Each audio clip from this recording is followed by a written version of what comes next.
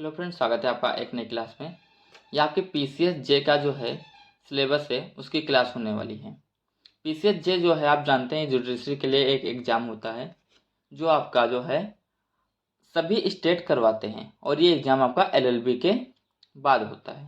LLB आपका जब complete हो जाता है उसके बाद आपका ये एग्ज़ाम होता है। इसमें एग्ज़ाम के लिए जो आपका एलएलबी कंप्लीट होना चाहिए और आपका एज कैटेगरी होती है। तो अलग अलग स्टेट के लिए आपका अलग अलग एज की कैटेगरी होती है। ठीक है, यहाँ पर जो हम UP, Uttar Pradesh judiciary, Madhya Pradesh judiciary और बिहार जुडिशरी की हम बात करेंगे। सभी का हम सिलेबस यहाँ पे देखेंगे कि कौन सी जुडिशरी में कौन सा सिलेबस आपका वहाँ पे अलग से हमको पढ़ना होता है, कौन से वहाँ पे बुक्स अलग से पढ़ना होता है। ठीक है, वैसे जनरल जो है यहाँ पे दो चीज़ें होती हैं, एक आपका लॉ का सब्जेक्ट होता है, सिलेबस होता है, और दूसरा आपका जनरल स्टडी का आपका सिलेबस होता है। कई स्टेट में ऐसा है कि वहाँ पे जनरल स्टडी है, कहीं पे नहीं है। तो पीसीएस का जो एग्ज़ाम होता है वो तीन आपका जो है कैटेगरी में होता है, एक आपका प्रीलिम्स, दूसरा मेंस और तीसरा आपका वाइवा। वाइवा आपका पर्सनल इंटरव्यू होता है। ठीक है, अब तीनों कैटेगरी को हम यहाँ पे समझते हैं। पहला जो आपका प्रीलिम्स का एग्ज़ाम होता है ये आपका एमसीक्यू बेस पे होता है, दूसरा आपका मेंस का एग्ज़ाम और तीसरा आपका वाइवा। ठीक है, तो प्रीलिम्स का जो एग्ज़ाम होता है ये आपका केवल ऐसा कह सकते हो आपका सिलेक्शन बेस पे नहीं है, आपका केवल ये होता है क्वालिफाइंग को होता है, केवल आपको यहाँ पे क्वालिफाई करना होता है और एमसीक्यू बेस पे आपका एग्ज़ाम होता है। मेन एग्ज़ाम आपका जो होता है डिस्क्रिप्टिव होता है, ये आपका लिखित, और तीसरा आपका वाइवा हो जाएगा। ठीक है, अब तीनों का जो है जब पास होता है तो आपका जुडिशरी का जो है पूरा एग्ज़ाम क्रैक होता है। इसके बाद हम चलते हैं प्रिलिमिनरी एग्ज़ाम का में। ठीक है, अब यह जो फर्स्ट पेपर होता है वो आपका जनरल नॉलेज का होता है, सेकंड पेपर आपका लॉ का होता है। तो जनरल नॉलेज का आपका जो होता है इसका हम थोड़ा सा अपना सिलेबस पर डिस्कशन करेंगे, फिर उसके बाद हम लॉ का डिस्कशन करेंगे। इसमें आपका क्या होता है, जो टॉपिक आते हैं वो आपका क्या क्या आते हैं उनको मैं समझते हैं। यह एग्जाम आपका जो है यूपी जुडिशरी में जनरल नॉलेज का पेपर आपका 150 अंक का होता है, जो कि आपका 2 घंटे का होता है। इसमें आपका जो सिलेबस आता है वो आपका इंडियन कल्चर आता है, हिस्ट्री ऑफ इंडिया आता है, जियोग्राफी आता है, इंडिया पॉलिटी आता है। इंडियन पॉलिटी आप जो है थोड़ा कॉन्स्टिट्यूशनल लॉ से देख सकते हो, वहाँ से भी चीज़ें आपको मिल जाएंगी। उसके बाद आपका करंट नेशनल इशू आते हैं और आपका सोशल रिलेवेंस आता है, और यहाँ पे क्या होता है सेंसिटिव पर्सन को रिलेट करके। सीनियर सिटीजन्स आता है, women and children special reference आता है। ये वोमेन्स वाली जो चीज़ें हैं ये हमको जो है एलएलबी के 6 सेमेस्टर में जो है हमको एक सब्जेक्ट मिलता है, वहाँ से भी देख सकते हैं, और भी अलग अलग यूनिवर्सिटी में अलग अलग सिलेबस की जगह पे ये चीज़ें हम देखते हैं। अब वहाँ पे आगे आपका जो है डॉवरी प्रोहिबिशन आता है, प्रोटेक्शन ऑफ वोमेन आता है, डोमेस्टिक वायलेंस आता है, सेक्सुअल हैरेसमेंट आता है। ठीक है, मेडिकल ट्रीटमेंट आता है, और Indian and world and Indian economy, ये सारी चीज़ें हमको यहाँ पे सिलेबस में देखने को मिलती हैं। ठीक है, उसके आगे यहाँ पे इंटरनेशनल अफेयर्स आते हैं, जिसको हम लोग आईआर भी बोलते हैं, इंटरनेशनल अफेयर्स। ठीक है, कम्युनिकेशन और स्पेस भी इसमें पूछा जाता है। जो यहाँ प्री का सिलेबस होता है, मेंस का सिलेबस होता है, इसमें थोड़ा जनरल नॉलेज में दो डिफरेंस होते हैं। यहाँ पे साइंस और टेक नहीं होता है, मेंस के सिलेबस में आपका साइंस और टेक आता है। ठीक है, तो यहाँ पे आपका दो डिफरेंस हो जाते हैं, क्या, साइंस और टेक का। इसमें आपका जो प्रीलिम्स में क्या आता है, हिस्ट्री, जियोग्राफी, आपका करंट अफेयर, ठीक है, इंटरनेशनल रिलेशन, स्पेस, कम्युनिकेशन, ये सारी चीज़ें आपको प्रीलिम्स में देखने को मिलती हैं, और सेम चीज़ें आपको मेंस में देखने को मिलती हैं। तो आपका पहला पेपर क्या हो गया, लॉ का हो गया, दूसरा पेपर कौन सा हो जाएगा आपका, नॉलेज का हो जाएगा, जनरल स्टडी का हो जाएगा। तो जनरल स्टडी हमने देख लिया। अब हम लॉ के पेपर पे जाते हैं कि लॉ के पेपर में हमारा कौन कौन सा सिलेबस आता है। लॉ के पेपर में हमको जूरिस्प्रूडेंस देखने को मिलता है, और यह पेपर आपको 2 घंटे का होता है, और मैक्सिमम मार्क्स आपका 300 होता है। ठीक है, मैक्सिमम मार्क्स आपका 300 होता है, पेपर आपका 2 घंटे का होता है। और आपका प्री पेपर जो होते हैं ये आपके क्वालिफाइंग नेचर के होते हैं, ये भी हमको पता है कि इसमें आपको केवल क्वालिफाई करना होता है। पहला पेपर आपको जो है सब्जेक्ट है जूरिस्प्रूडेंस है, international organisation, current international affair, Indian constitutional, transfer of property act, Indian evidence, Indian penal code, civil procedure code, criminal procedure code और लॉ ऑफ कॉन्ट्रैक्ट का ये आपका पेपर होता है प्रीलिम्स के लिए। ठीक है, तो पेपर आपके दो हो गए, एक आपका जनरल स्टडी हो गया, दूसरा आपका लॉ का हो गया। लॉ में आपके ये सब्जेक्ट होते हैं और दोनों पेपर आपका एमसीक्यू बेस पे होते हैं। जनरल स्टडी आपका जो है 150 अंक का होता है और लॉ पेपर आपका 300 का होता है। दोनों आपका क्वालिफाइंग पेपर होता है। आपको इतनी चीज़ें समझ में आएंगी। ये जो कोई क्वालिफाई कर लेता है फिर उसको मेंस एग्जाम के लिए बुलाया जाता है। मेंस एग्जाम में आपके यहाँ पे 5 पेपर होते हैं। मेंस एग्जाम में 5 पेपर होते हैं। ठीक है, तो पांचों पेपर को यहाँ पे एक बाय एक करके हम यहाँ पे समझते हैं। पहला पेपर जो आपका होता है वो आपका जनरल नॉलेज का होता है। जनरल नॉलेज में सारी चीज़ें वही हैं जो आपका जनरल स्टडी में पूछा जाता है प्रीलिम्स में। ठीक है, बस यहाँ पे क्या है, इसका टॉपिक बढ़ा दिए जाते हैं। यहाँ पे ज़्यादा इनको जो है डीपली जानने की ज़रूरत हो जाती है और यहाँ पे साइंस और टेक्नोलॉजी को बढ़ाया जाता है। ठीक है, ये चीज़ें आपको समझना होगा। ठीक है, इंडियन इकोनॉमी वगैरह, साइंस टेक्नोलॉजी, कम्युनिकेशन, स्पेस, ये सारी चीज़ें होती हैं। तो इसका क्या पूरा सिलेबस है ये आपको यहाँ पे स्क्रीनशॉट है, आप यहाँ से देख सकते हैं क्या क्या इसमें से पूछा जाएगा। सेम चीज़ें वही हैं जो अभी हमने आपको प्रीलिम्स के एग्जाम के लिए बताया है। ठीक है, अब मेंस का जो है ये एग्जाम होता है तो ये भी आपका जो है ये आपका नंबर गेनिंग एग्जाम होता है। दूसरा पेपर आपका लैंग्वेज का होता है। इसमें अब क्या होता है, 200 अंक का होता है, 3 घंटे का पेपर होता है। ठीक है, लैंग्वेज का पेपर। इसमें आपको जो है रिटन इन इंग्लिश में होता है, ऐसे रिटन करना होता है 60 अंक का। इंग्लिश प्रिसाइज करना होता है 60 अंक का। ट्रांसलेशन होता है हिंदी टू इंग्लिश और इंग्लिश टू हिंदी, 40-40 अंक के। इन टोटल को मिला के हमारा तब 200 अंक बनते हैं। ठीक है, अगला जो पेपर 3 होता है उनकी हम अभी बात करते हैं।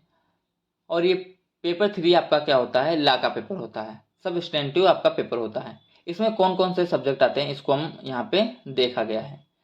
Law of contract, partnership law, torts law, law relating to transfer of property, including principle of equality and specially applicable threads. ठीक है, तो ये जो है इक्वालिटी वाला पेपर ये आपका 6 सेमेस्टर वगैरह में देखने को मिल जाता है।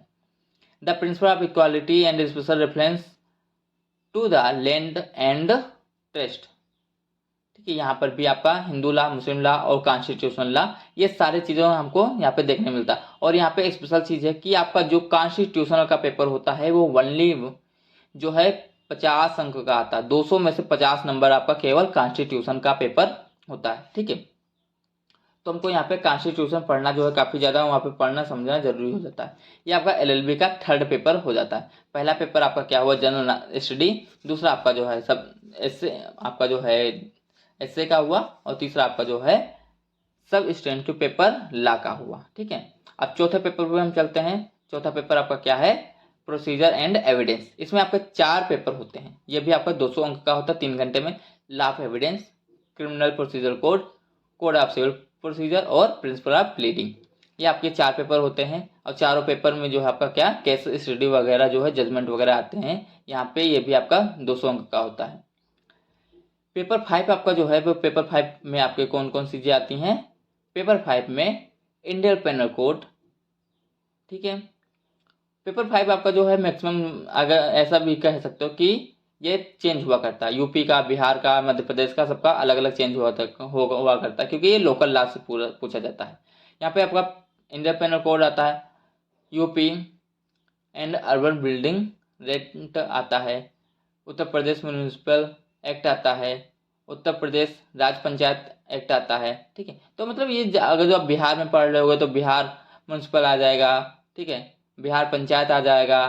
ठीक है, जहाँ पे आपका यूपी जुडिशरी का एग्जाम दोगे वहाँ पे उसका आता है। जैसे उत्तर प्रदेश रेवेन्यू कोड 2006 है तो अगर मध्य प्रदेश का पढ़ोगे तो मध्य प्रदेश रेवेन्यू कोड आएगा, बिहार का पढ़ोगे तो बिहार रेवेन्यू कोड आएगा। सेम टू सेम ऐसे आता है। ठीक है, ये पेपर आपका चेंज होता है। केवल यहाँ पे पीनल से आपका जो है 50 अंक का पेपर बनता है और अदर से आपका जो है 150 अंक का पेपर आपका बनता है। तो यहाँ पे हमारे लिए ये भी इम्पोर्टेंट आपका एक चीज है। ठीक है,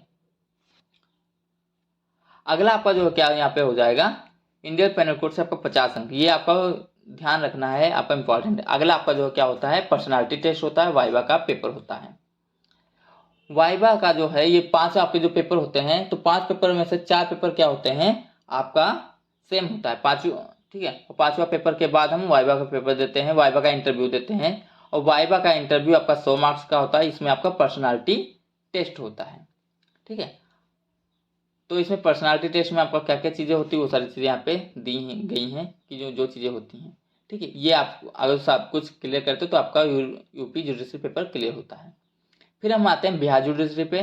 बिहार जुडिशरी में जो है ये भी आपका पेपर का पैटर्न सेम होता है। ऑब्जेक्टिव प्रीलिम्स होता है, सब्जेक्टिव आपका मेन होता है, फिर उसके बाद आपका इंटरव्यू होता है। प्रीलिम्स में आपके 2 पेपर होते हैं, आपका जो है जनरल स्टडी का होता है और दूसरा आपका लॉ का होता है। जनरल स्टडी आपका 100 अंक का होता है, लॉ आपका 150 अंक का होता है। ठीक है, और जनरल स्टडी में आपका क्या क्या आता है, जनरल नॉलेज आता है और जनरल साइंस आता है। ये दोनों मिला के आपका 100 अंक का पेपर आपका बनता है। ठीक है, और लॉ में आपका क्या होता है, लॉ में आपके सारे वही सब्जेक्ट आते हैं। 150 अंक का पेपर होता है। कमर्शियल लॉ आता है, लॉ कॉन्ट्रैक्ट एंड टॉर्ट्स आता है, हिंदू लॉ, मोहम्मदन लॉ, ठीक है, equality, civil procedure code, criminal procedure code, administrative law, ठीक है, कॉन्स्टिट्यूशनल लॉ, मोहम्मदन लॉ, ये सारे पेपर आपको जो यहाँ पे देखने को मिलते हैं वो आपको कहाँ पे मिलते हैं, वो आपको जो है जब हम लोग पीसीएस जे का एग्जाम देते हैं ऑब्जेक्टिव टाइप का प्रीलिम्स वाला, तो हमको पेपर फर्स्ट जनरल स्टडी और पेपर सेकंड आपका लॉ का पेपर देखने को मिलता है बिहार में। ठीक है, तो ये आपका जो जनरल स्टडी और जनरल ये वाला ही लगभग आपका जो है अलग अलग जगह पे वेरी करता है। अब मेंस पेपर में आते हैं तो यहाँ पे आपका यूपी में जो है कॉमन पेपर नहीं होता, यहाँ पे आपका जो है ऑप्शनल पेपर हो जाता है। तो ऑप्शनल पेपर में यहाँ पे बिहार में एक अच्छी चीज़ है जिसको आप ऑप्शनल पेपर ले सकते हो। यहाँ पे 8 पेपर होते हैं मेंस में, 5 आपके जो है कंपल्सरी पेपर होते हैं और 3 पेपर आपके ऑप्शनल पेपर होते हैं। तो 5 और 3 यहाँ पे 8 आपके पेपर होते हैं। तो जनरल पेपर पे हम यहाँ पे चलते हैं, फिर उसके बाद हम थोड़ा कंपल्सरी आपके ऑप्शनल पेपर को यहाँ पे देखेंगे। तो आपके जो है 5, 3, 8 आपके पेपर हो जाएंगे। तो 5 जो पेपर होते हैं उनको यहाँ पे समझते हैं। पहला पेपर जो होता है वो आपका कंपल्सरी वाला general knowledge including current affair, दूसरा आपका जनरल साइंस, तीसरा जनरल हिंदी और चौथा जनरल इंग्लिश और पांचवा law of evidence and procedure. ये 5 आपके कंपल्सरी पेपर होते हैं। अभी इन सभी का हम यहाँ पे सिलेबस भी देखेंगे। तो ये जनरल आपके कंपल्सरी पेपर हो गए। अब ऑप्शनल पेपर में चलते हैं। तो ऑप्शनल पेपर भी आपको 5 दिए होते हैं, बट उसमें से आपको 3 चूज करने होते हैं। तो पहला आपका होता है law of constitutional and administrative law, दूसरा फैमिली लॉ, तीसरा law of transfer of property, principle equality and law of trust and specific relief. ये आपका 3 पेपर हो गए। चौथा law of contract and torts, पांचवा आपका कमर्शियल पेपर। तो 5 पेपर में से आपको 3 पेपर कोई भी चूज करने होते हैं। तो अगर जो मैं अपने पर्सनल व्यू से कहूँ तो मैं क्या क्या चूज करूँगा, मैं अगर जो बात करूँ तो सबसे पहले कॉन्स्टिट्यूशनल लॉ चूज कर लूँगा, हिंदू मुस्लिम लॉ चूज कर लूँगा, और बचे आपके 3 पेपर में से आपको एक पेपर चूज करना होगा। तो कमर्शियल लॉ या फिर कहो या फिर लॉ ट्रस्ट वगैरह स्पेसिफिक रिलीफ वगैरह की बात करते हैं तो ये लोग हम लोग थोड़ा कम ध्यान देते हैं पढ़ने में। ठीक है, बट अगर जो law of transfer of property, law of contract and torts, ये लोग हम ज़्यादा जो है ध्यान देते हैं। तो मेरा अगर जो पर्सनल चूज होगा तो इन दोनों में से कोई एक हम सब्जेक्ट यहाँ पे चूज कर लेंगे। ठीक है, अगर जो यहाँ पे ज़्यादा मैं फोकस करूँगा तो law of contract and torts पे हम फोकस करके ये सब्जेक्ट आपका चूज कर लेंगे। ये मेरा पर्सनल व्यू है, किसी के लिए अलग अलग हो सकता है। फिर उसके बाद ये हमारे पेपर होने के बाद इसको जब हम क्लियर करते हैं, फिर उसके बाद क्या होता है, हम वाइवा पे जाते हैं। ये हमारे 8 पेपर होते हैं, 8 पेपर को क्लियर करना होता है। वाइवा 100 अंक का होता है और यहाँ पे जो बिहार जुडिशरी के लिए एलिजिबिलिटी है वो क्या है, 22 से 35 साल का होना चाहिए, उसके पास LLB की डिग्री होनी चाहिए और वह जो है इंडियन का सिटीजन होना चाहिए, भारतीय नागरिक होना चाहिए। ठीक है, और अलग अलग जो है पर्सन के लिए मतलब जो है कास्ट के लिए अलग अलग वहाँ पे एज वेरी करती है, ये तो आप लोग जानते हैं। अब यहाँ पे जो हमारा सिलेबस है, ठीक है, तो अभी हमने आपको बताया ना कि आपका जो कंपल्सरी पेपर होता है उनका यहाँ पे सिलेबस हम आपको बताने वाले हैं। आपका जनरल नॉलेज, हिंदी, ये सारे पेपर। तो यहाँ पे जनरल हिंदी का जो पेपर आपका होता है, सामान्य हिंदी का पेपर जो 5 होते हैं उसमें दूसरा पेपर आपका, तीसरा पेपर जनरल हिंदी का होता है, फिर जनरल इंग्लिश का। इन सारी चीज़ों को हम कैसे समझते हैं, क्या क्या इसमें आता है, इस सारे चीज़ों को हम यहाँ पे आपको आगे बताते हैं कि आपका इसमें क्या आएगा। तो जनरल हिंदी का जो होता है इसमें निबंध आपको आता है 40 नंबर का, वाक्य विन्यास आता है 30 अंक का, और व्याकरण आपकी 30 अंक की पूछी जाती है। आपका जनरल पेपर होता है, ठीक है। तो ये आपको टोटल 100 अंक का होता है। जनरल इंग्लिश में आपका क्या हो जाता है, ये टेस्ट अंडरस्टैंडिंग के लिए होता है, पावर ऑफ राइट इंग्लिश, ठीक है। और ये पैसेज होता है आपके जो है लेटर राइटिंग के लिए एक सब्जेक्ट दिया होता है, वहाँ से आपके यहाँ पे सब्जेक्ट पूछे जाते हैं। समरी हो सकता है, फिर प्रेसाइज इंग्लिश हो सकता है, ठीक है। तो वहाँ से आपके सब्जेक्ट जो इंक्लूडिंग लेटर राइटिंग या फिर गिवन होता है तो उससे पूछा जाता है। जनरल नॉलेज में आपका जो है क्या होता है, भारतीय इतिहास आता है, संस्कृति आता है, घटनाओं की जानकारी आता है, ये आपका जिसको हम करंट अफेयर कहते हैं, ये सारी चीज़ें यहाँ पे दिया होता है। जनरल साइंस में क्या होता है, जनरल साइंस में आपका यही चीज़ें होती हैं सारी, तो इसको भी हम देखते हैं। अब हम आते हैं लाग के सब्जेक्ट पे। तो लाग के सब्जेक्ट में क्या है, साक्ष्य और प्रक्रिया विधि है। और साक्ष्य और प्रक्रिया विधि जो हम लोगों ने आज तक पढ़ा है, ठीक है, जो हमारे LLB के जो है कोर्स में था, वही सारी चीज़ें यहाँ पर भी हमारी पूछी जाती हैं। भारतीय साक्ष्य अधिनियम है, सिविल प्रक्रिया संहिता है, ठीक है, ये है आपका मध्यस्थता एंड सुलह अधिनियम है, ठीक है, दंड प्रक्रिया संहिता है, और प्रांतीय लघुवाद न्यायालय अधिनियम। ये सारी चीज़ें हमको पेपर फर्स्ट में जो है यहाँ पे देखने को मिलती है, मतलब पेपर 5 में देखने को मिलती है। अब ये हम यहाँ पे जो चलते हैं, ये आपके ऑप्शनल पेपर के सब्जेक्ट हैं। तो भारत का संवैधानिक और प्रशासनिक विधि जो है, तो इसमें आपका 1 से 395 तक जो है अनुच्छेद सूची आती है, प्रत्यायोजित विधान आता है, प्रत्यायोजित विधान का नियंत्रण आपका आता है, निष्पक्ष सुनवाई आती है, न्यायाधिकरण आता है, और विनियामक प्राधिकरण आता है, ठीक है, रेगुलेटरी अथॉरिटीज जो हमारी होती हैं वो सारी ये चीज़ें। और आपका ये भी सिलेबस आता है, क्या क्या आता है, रिट क्षेत्राधिकार आता है, पब्लिक इंटरेस्ट आता है, ठीक है, और सरकारी संविदा आती है, वचन निबंध आता है, ये सारी चीज़ें हम यहाँ पे देखते हैं। अब हिंदू और मुस्लिम लॉ में जो हमारा सिलेबस है वो क्या है, वो आपका क्या क्या है, संपत्ति आता है, पुत्र आता है, दत्तक पुत्र आता है, ग्रहण आता है, संयुक्त परिवार आता है, वसीयत आता है, ये सारी चीज़ें हिंदू लॉ में आती हैं। मुस्लिम लॉ में आपका इस्लाम धर्म, हेवा, वसीयत, अब स्वीकार, ये सारी चीज़ें आती हैं। संपत्ति अंतरण विधि में भी आपका सेम चीज़ें वही आती हैं जो आपका उसका सिलेबस है। तो आप यहाँ से स्क्रीनशॉट लेके देख सकते हैं कि आपका क्या क्या चीज़ें आती हैं, ठीक है। तो सेम आपका वही सिलेबस आता है। संविदा और अपकृत्य विधि में भी आपका चीज़ें वही आती हैं, यहाँ पे आप सिलेबस का जो है स्क्रीनशॉट ले लीजिए। संविदा और अपकृत्य में भी आपका सेम चीज़ें आती है, मृत्यु आता है, हमला आता है, मिथ्याकार आवास आता है, ये टॉर्च वगैरह में जो है काफ़ी ज़्यादा इंपॉर्टेंट है, तो यहाँ से चीज़ें देखने को मिलती है। वाणिज्यिक में आपका क्या क्या आता है, जो अभी हम आपको कॉमर्शियल पेपर बोल लेते हैं, तो कंपनी लॉ है, प्रॉपर्टी शिप है, ठीक है, माल की बिक्री है, नेगोशिएबल है, ये सारी चीज़ें हमारी कॉमर्शियल लॉ में आती हैं। तो ये पेपर क्लियर हो जाने के बाद हमारा वो हो गया। फिर हम जो आते हैं मध्य प्रदेश जुडिशरी सर्विस में। तो मध्य प्रदेश में हमारा जो क्या क्या है, तो फर्स्ट पेपर जो है, यहाँ पे 2 पेपर होते हैं। तो 150 अंक में हमारे 2 पेपर होते हैं। पहला क्या होता है, हमारा जो फॉर्मेट होता है 150 क्वेश्चन होते हैं। 150 क्वेश्चन जो है, 150 क्वेश्चन जो यहाँ पे पूछे जाते हैं, ठीक है। उसमें क्या होता है, उसमें सिलेक्शन जो ये केवल आपका सिलेक्शन बेस्ड जो है टेस्ट होता है, सिलेक्शन बेस्ड आपका टेस्ट होता है। इसमें आपको अगर जो ये क्वालिफाई कर लेते हो तो आपको जो मेंस में जाया जाता है, इसके नंबर आपके जोड़े नहीं जाते हैं सिलेक्शन प्रोसीजर में, ठीक है।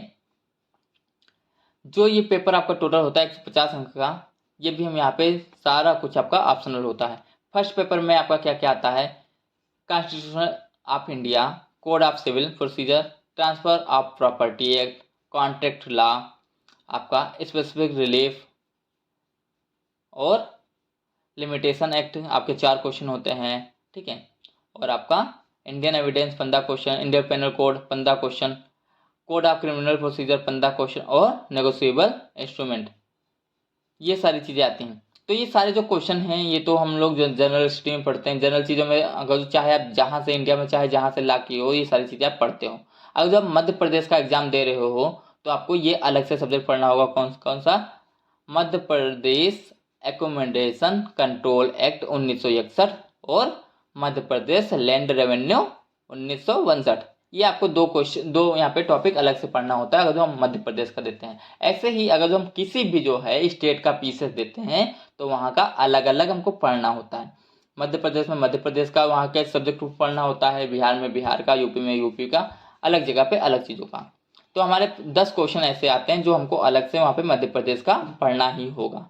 ठीक है, अब जो सेकंड पेपर होता है वो आपका सेकंड पेपर कौन सा होता है, जनरल नॉलेज का 20 क्वेश्चन 20 मार्क्स के, जनरल कंप्यूटर और नॉलेज इंग्लिश, नॉलेज कंप्यूटर, ये आपके 40 क्वेश्चन आते हैं 40 नंबर के। ठीक है, यहाँ से आपका प्रीलिम्स का ये आपका टोटल होता है। प्रीलिम्स का जो है अगर जो क्वेश्चन देखें तो 110 क्वेश्चन हमारे आते हैं। ठीक है, और 40 क्वेश्चन हमारे जनरल स्टडी के, तो टोटल कितने आपके 150 क्वेश्चन हमको देखने को मिल गए। ठीक है, तो 110 क्वेश्चन यहाँ से और 40 क्वेश्चन सेकेंड पार्ट से, तो 150 क्वेश्चन हो गए। अब इसको जब हम क्वालिफाई कर लेते हैं, क्वालिफाई यहाँ पे आपको नंबर ऐड नहीं होते हैं मेंस एग्जाम में। अब हम मेन एग्जाम पे आते हैं, वहाँ पे क्वालिफाई किए, फिर आपको मेंस एग्जाम के लिए बुलाया जाता है। मेंस एग्जाम में आपका कौन कौन सा फर्स्ट पेपर होता है, फर्स्ट पेपर में आपका constitutional law, code of civil procedure, transfer property act, Indian contract act, special relief और लिमिटेशन एक्ट, ये हमारा आता है। सेकंड पेपर में जो है यहाँ पे writing of social issue, writing of legal issue, precising writing और English to Hindi, Hindi to English, ये आता है। थर्ड पेपर में आपका जो है ये आप जो है सब जगह का वेरी करता है, क्योंकि यहाँ पे मध्य प्रदेश का देखते हैं, मध्य प्रदेश लैंड लॉ देखते हैं, Indian evidence, Indian penal code, और ये आपको तीनों जो सब्जेक्ट हैं code of civil, criminal procedure, ये आपको ऑल इंडिया में आप पढ़ते ही पढ़ते हैं। ठीक है, ये आप चाहे जहाँ से LLB की हो सब जगह पढ़ना होता है। पेपर फोर्थ में आपका फ्रेमिंग ऑफ इशूज आते हैं, फ्रेमिंग ऑफ चार्जेस आते हैं, जजमेंट आता है, ये सारी चीज़ें हमको पढ़ना होता है। फिर जो ये सारी चीज़ों को क्लियर करता है फिर हम वाइवा पे आते हैं। ये सारी चीज़ों को जब मेन एग्जाम क्लियर होता है फिर हम वाइवा पे आते हैं।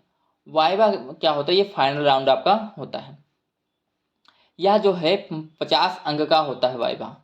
50 अंक में जो है क्या होता है, मैक्सिमम आपके 50 अंक होते हैं। ठीक है, कोई भी पर्सन होता है अगर जो वह जो है वाइवा में मिनिमम जो है क्राइटेरिया वाले जो अंक पाता है तो वह उसमें क्वालिफाई होता है। अगर जो उसने मेन एग्जाम में चाहे जितने अंक पाए हों, लेकिन अगर जो वाइवा में मिनिमम कट ऑफ को पार नहीं किया है, मिनिमम कट ऑफ मार्क्स नहीं पाए हैं, तो वह यह एग्ज़ाम क्लियर नहीं कर पाता है। ठीक है, तो इस एग्ज़ाम में मिनिमम कट ऑफ को पार करना भी ज़रूरी होता है और मेन एग्ज़ाम में अच्छे नंबर गेन करना भी ज़रूरी होता है। ठीक है, तो इस एग्ज़ाम को पूरा आपका जो बेस होता है वो आपको आप वाइवा बेस भी कह सकते हो, क्योंकि वाइवा में अगर जो आप फेल हो तो आप चाहे जितना नंबर गेन किए हो सब जगह फेल हो। अब इसको यहाँ पे थोड़ा हम समझते हैं और भी। PCS जे जो है आपका क्या होता है, अलग अलग स्टेट अपना अलग अलग एग्जाम करवाता है। यहाँ पे हमने यूपी का PCS देखा, बिहार का देखा और मध्य प्रदेश का देखा।